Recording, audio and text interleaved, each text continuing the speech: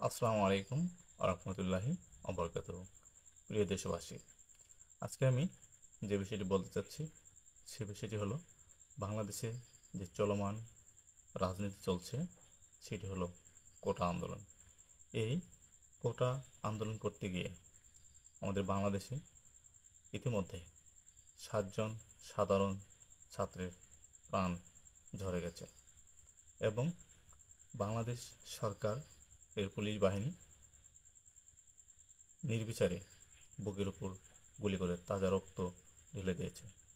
আমি বলতে চাই, এই কোটা আন্দোলনের মধ্যে দিয়ে প্রিয় দেশবাসীকে আমি আহ্বান জানাতে চাই, প্রিয় দেশবাসী, আপনারা ইতিমধ্যে দেশের যে করুণ অবস্থা আপনারা দেখছেন বিভিন্ন গণমাধ্যমের মাধ্যমে।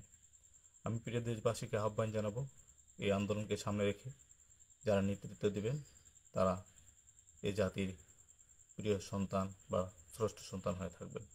এই আন্দোলনকে এগিয়ে নেওয়ার জন্য আমি দেশবাসীর কাছে আহ্বান জানাবো, বিভিন্ন রাজনীতিবিদকে আহ্বান জানাবো, আপনারা এই আন্দোলনকে এগিয়ে নিয়ে একটি পূর্ণরূপ ধারণ করবেন বলে আমি মনে করি।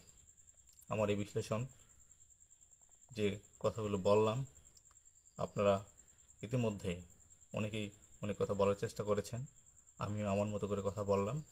আপনারা অবশ্যই এই আন্দোলন এগিয়ে নিয়ে যাবেন এবং এই বাংলাদেশে সুন্দর একটা গণতান্ত্রিক রূপ দেবেন বলে আমি ধারণা করি।